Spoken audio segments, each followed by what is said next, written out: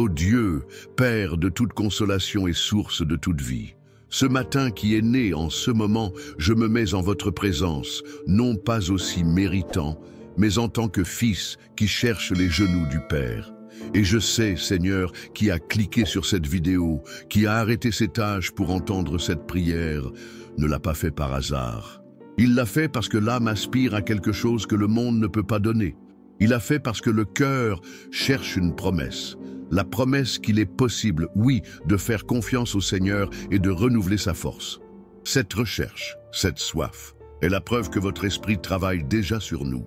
Peut-être que la fatigue a pesé sur les épaules, peut-être que la nuit était longue, pleine de soucis, mais votre parole nous appelle aujourd'hui, maintenant, avec une clarté qui traverse tout le bruit. Elle nous dit, directement de votre cœur à la nôtre, dans le psaume 27, verset 14, « Attendez dans le Seigneur, vous encouragez et renforcera votre cœur. Attendez donc dans le Seigneur. » Ce n'est pas seulement une phrase, c'est un décret divin, une clé qui nous a été livrée pour déverrouiller les portes d'épuisement et entrer dans les oreillettes de votre force inépuisable. C'est l'invitation au plus grand voyage ce matin. Le voyage d'apprendre à attendre, le voyage pour avoir du courage et enfin le voyage pour recevoir le renforcement qui ne peut venir que de vous. Père bien-aimé, que votre présence soit aussi réelle que l'air que je respire maintenant, que chaque mot de cette prière soit un baume pour l'âme blessée, un phare pour l'esprit déroutant et un souffle de vie à l'esprit abattu. Nous commençons ce voyage de prière, non pas dans la force de notre bras, mais dans la dépendance totale de vous. Nous vous cherchons, Dieu, parce qu'en vous, nous trouvons le refuge et la forteresse, l'aide très présente à l'époque de l'angoisse, comme le psaume 46 nous enseigne. Et combien de fois, Seigneur, cette angoisse frappe-t-elle à notre porte? Il arrive déguisé en mauvaises nouvelles, contes non cléniers, relations usées, un avenir qui semble incertain et amélioré. Notre première réaction, presque un instinct humain, est de courir. Courir pour trouver une solution, courir pour évacuer avec la mauvaise personne, courir pour distraire des écrans et le bruit, courir n'importe où, sauf au centre de votre volonté, au lieu secret du plus élevé. Nous avouons, Père, notre hâte, nous avouons notre difficulté à simplement s'arrêter et attendre. Le monde nous a formés à être immédiats. Nous voulons la récolte le même jour de la plantation. Nous voulons la réponse avant la question. Et lorsque le silence est votre première réponse, nous la confondons avec l'absence. Nous l'interprétons comme un non, alors qu'en fait, c'est souvent un pas encore, parce que je prépare quelque chose de plus grand. Aidez-nous, Saint-Esprit, à rééduquer nos cœurs. Cela nous aide à comprendre la profondeur et la sagesse qui existent dans l'acte de attendre dans le Seigneur. Cela nous montre que l'attente n'est pas de la passivité, pas du retrait.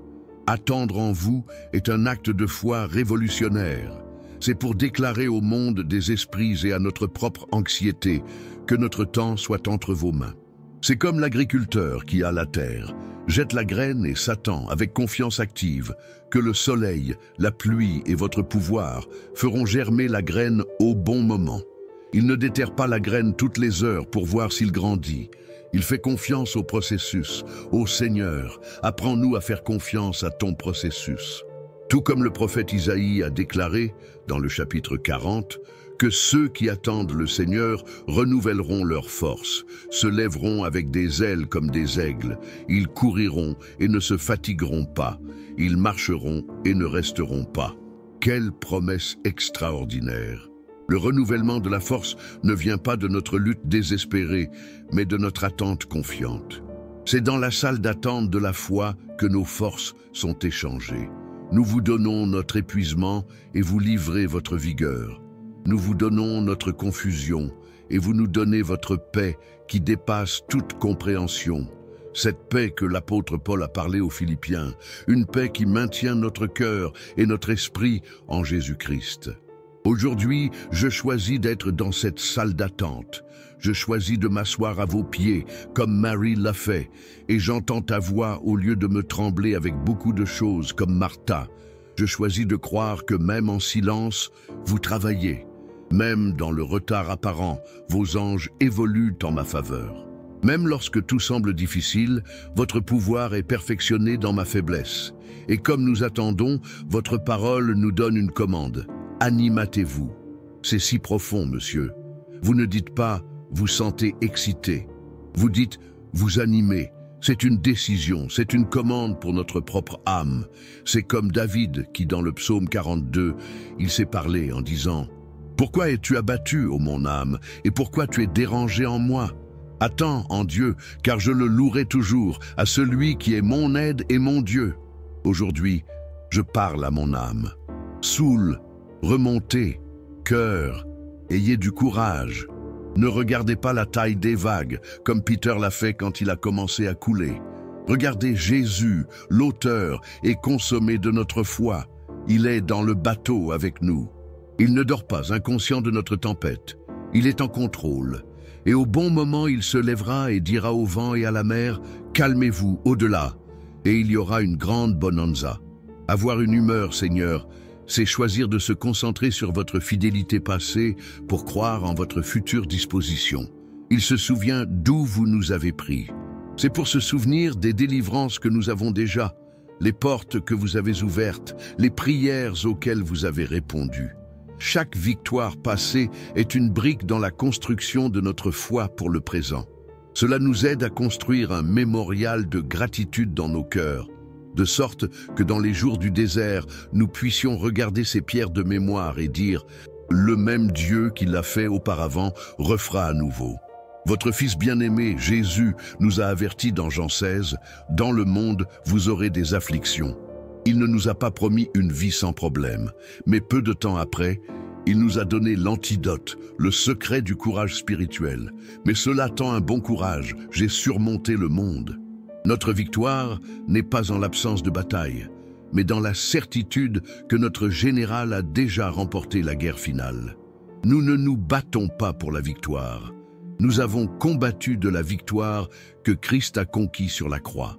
Et cette vérité, lorsqu'elle est vraiment absorbée par notre esprit, nous donne le courage de faire face à n'importe quel géant, à toute adversité, non à l'arrogance, mais avec l'humble confiance de qui sait qu'il n'est pas seul. Si vous qui m'entendez maintenant, vous avez besoin de ce courage qui devait prendre la décision de remonter le moral en Dieu, même si les sentiments disent le contraire, faites un acte prophétique dès maintenant. Écrivez dans les commentaires de cette prière, « Seigneur, je suis encouragé en toi ». Déclarez cela avec vos dignités, mais surtout, déclarez-le avec votre cœur. Que ce soit votre déclaration de guerre contre le découragement et l'apathie, que ce soit votre cri d'indépendance de la tyrannie des circonstances. Et puis, Père, vient la troisième partie de votre glorieuse promesse dans le psaume 27. Et il renforcera votre cœur. Voici le miracle. Notre partie est d'attendre et de remonter le moral dans la foi. Votre partie, la partie divine et souveraine, est de faire le travail de renforcement.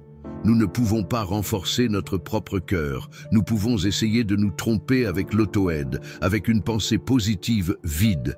Mais le véritable renforcement, celui qui nous donne la stabilité émotionnelle et le courage spirituel, vient de vous. C'est une greffe de force. C'est votre pouvoir qui coule vers notre faiblesse. C'est le Saint-Esprit agissant comme un cardiologue divin, fixant les valves de la peur, dégageant les artères du doute et implantant une étiquette d'espoir qui nous maintient dans le rythme de votre grâce. Qu'est-ce qu'un cœur renforcé par vous, Seigneur ?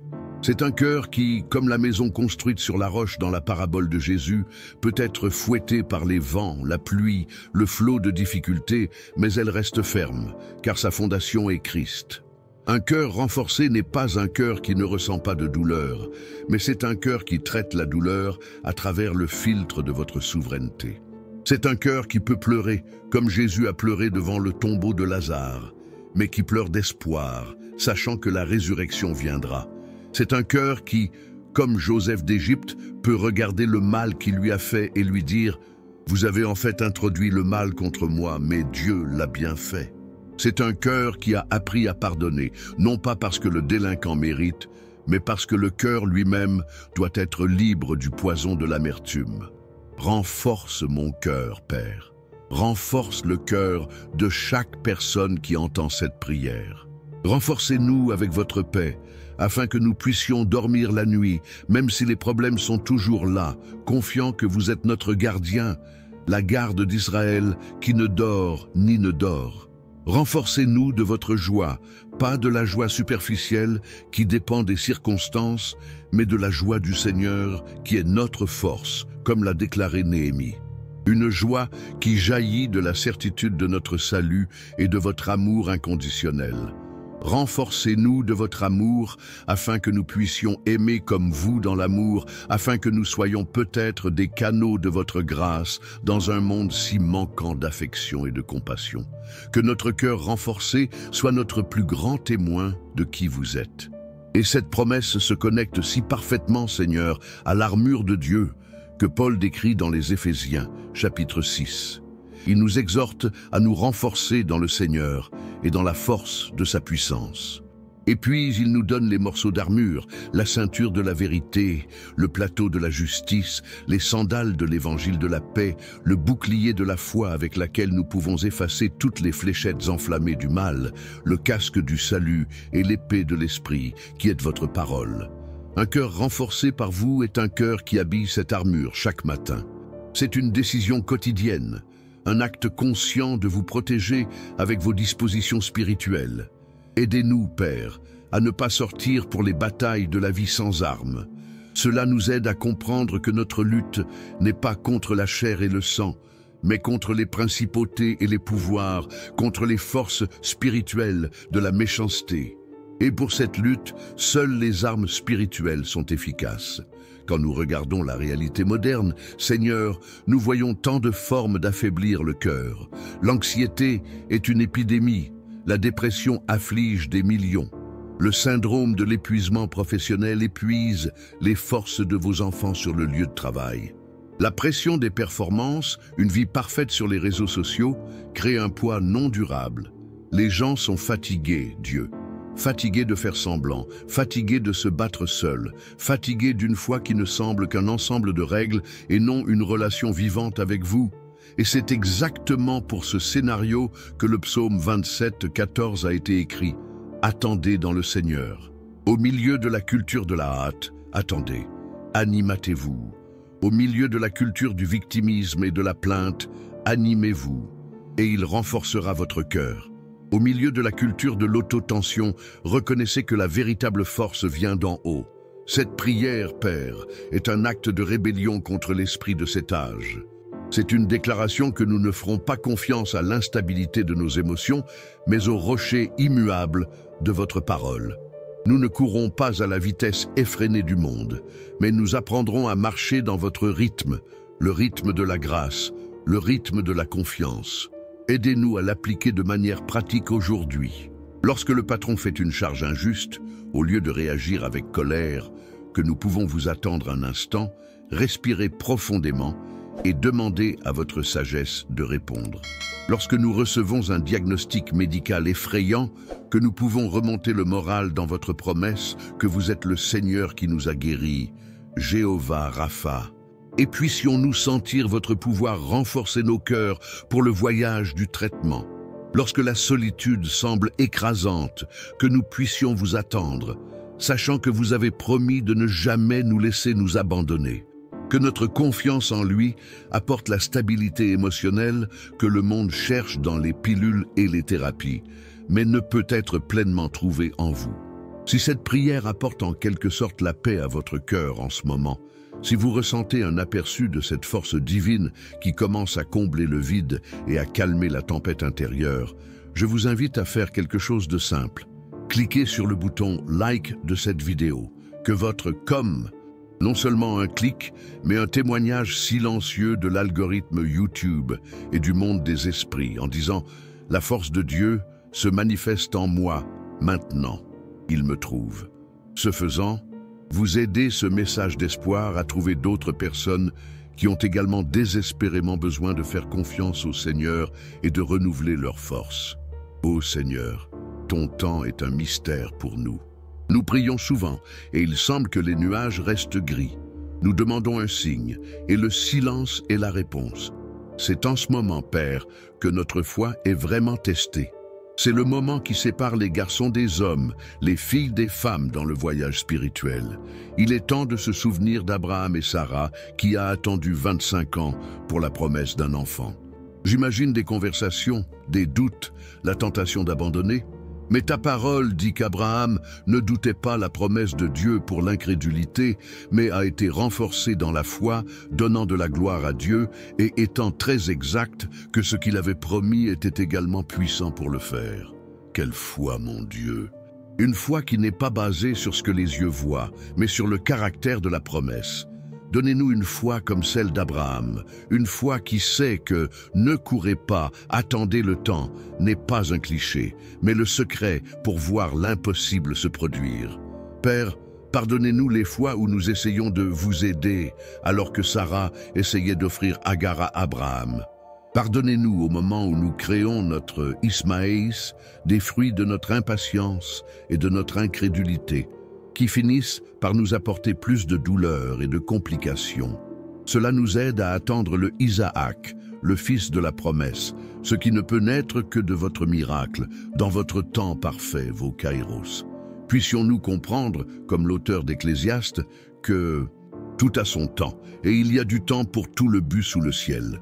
Il y a du temps de pleurer et de rire du temps. Il est temps de pleurer et de danser l'heure. Si aujourd'hui est le temps d'attendre et de pleurer, faisons-le avec la certitude que le moment de rire et de danser viendra, car vous êtes fidèles pour tenir chacune de vos promesses.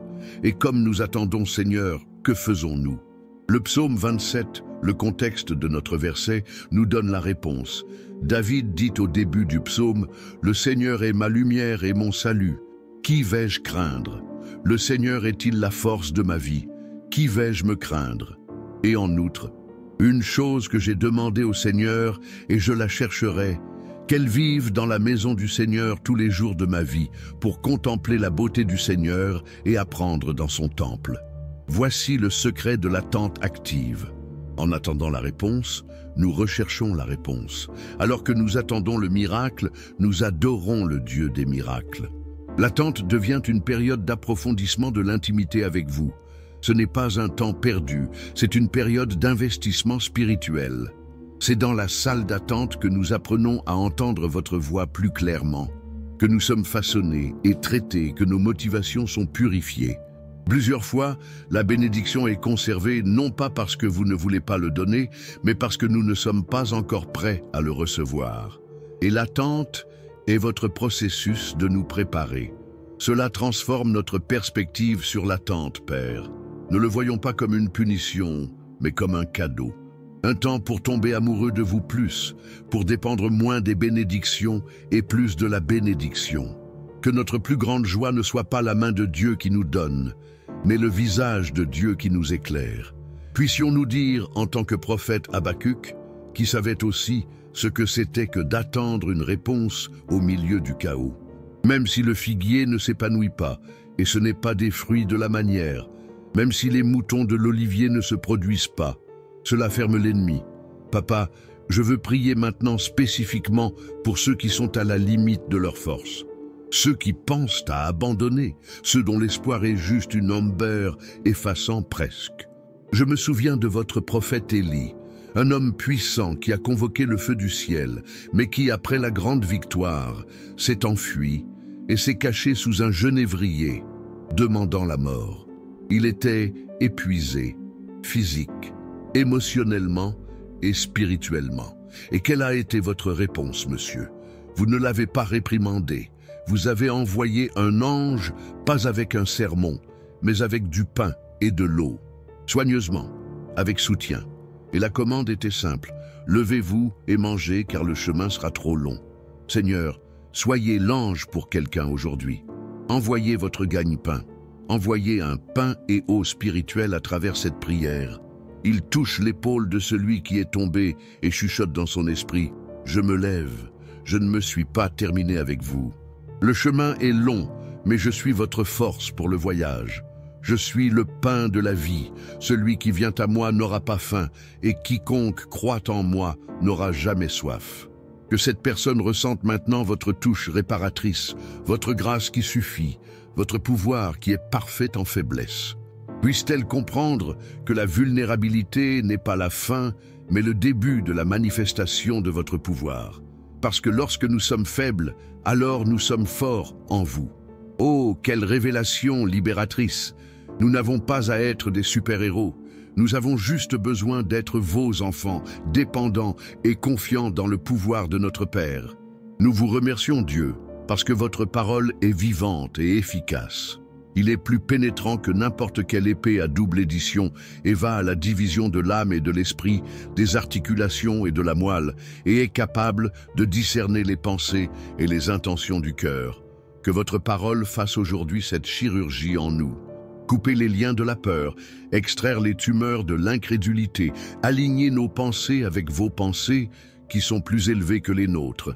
Puissions-nous quitter cette prière transformée, non seulement avec un soulagement temporaire, mais avec une nouvelle structure de foi, une structure basée sur le rocher du psaume 27, 14. Attendez dans le Seigneur, vous encouragez, et il renforcera votre cœur. Attendez donc dans le Seigneur. La répétition à la fin du verset est si intentionnelle, n'est-ce pas, papa? Attendez donc dans le Seigneur, comme si vous connaissiez notre tendance à oublier et à nous rappeler une dernière fois. Et le secret est le tisse. Ne dévoyez pas, attendez. C'est un appel à la persévérance en confiance. Il n'attend pas 5 minutes, puis reprend le contrôle. Il apporte le contrôle et gardez les mains ouvertes, confiant que ce que vous y mettez sera le meilleur. Et ce que vous prenez est aussi pour notre bien. C'est la foi de Job qui, même s'il avait tout perdu, il pouvait déclarer « Le Seigneur lui a donné, et le Seigneur l'a pris. Béni soit le nom du Seigneur. Aidez-nous à bénir votre nom en toutes circonstances, dans la joie et la douleur, en abondance et en rareté, en santé et en maladie. Car votre nom est saint, votre personnage est immuable et votre amour pour nous ne dépend pas de notre performance ou de notre situation. Vous nous aimez parce que vous êtes l'amour. C'est votre essence et c'est dans cet amour que nous reposons notre âme fatiguée. C'est dans cet océan gratuitement que nous plongeons notre anxiété. C'est dans la forteresse de votre amour que nous nous cachons des tempêtes de la vie. Et maintenant, alors que nous nous préparons à mettre fin à ce moment de prière et à commencer les activités de notre époque, nous voulons sceller ce mot dans nos cœurs. Qu'elle n'est pas seulement des informations qui sont entrées à une oreille et qui sont sorties pour l'autre. Que cela devienne révélation, puisse-t-il devenir notre pratique. Qu'aujourd'hui, dans tous les défis, à chaque moment de la décision, nous pouvons entendre l'écho du Saint-Esprit nous disant « Attendez, animate, il renforce votre cœur. Je bénis la vie de chaque personne qui a consacré cette foi à vous chercher. Bénissez leur famille, leur travail, leur ministère, leur santé physique et émotionnelle. Que la force renouvelée que nous recevons ici déborde dans nos actions, dans nos mots, dans notre visage. Que les gens nous regardent aujourd'hui et voient quelque chose de différent. Qu'ils voient la sérénité de l'attente, le courage de ceux qui sont excités en Dieu et la force d'un cœur touché par le Créateur lui-même. Soyons des lettres vivantes, écrites non avec de l'encre, mais avec l'esprit du Dieu vivant, témoin du monde qui vaut la peine de faire confiance au Seigneur et de renouveler sa force. Papa, merci beaucoup pour cette opportunité. Merci pour votre parole, qui est une lampe à nos pieds et la lumière à notre chemin. Merci pour votre Fils Jésus, la personnification de votre fidélité et votre pouvoir. Et merci pour votre Saint-Esprit, notre couette, notre guide, celui qui nous renforce à l'intérieur. Et si cette communauté de prière du matin vous renforce, si vous sentez que vous commencez la journée comme celle-ci, en présence de Dieu, cela fait une différence dans votre voyage, je vous invite à vous abonner à cette chaîne. Faites partie de cette famille de foi, afin que nous puissions continuer à grandir ensemble, en attendant dans le Seigneur et en renouvelant nos forces chaque matin. Activez la cloche de notification afin que vous vous souveniez toujours de notre prochaine rencontre avec votre Père. Nous vous donnons toute gloire, tous les honneurs et tous les éloges. Que notre journée soit aujourd'hui le reflet de la confiance que nous vous plaçons. Que notre voyage soit marqué non pas par la hâte, mais par la paix, pas de peur, mais par le courage qui vient d'un cœur renforcé par vous. Au nom de Jésus, de notre Sauveur, de notre Seigneur, de notre rocher et de notre force, nous prions et déclarons. Amen et Amen.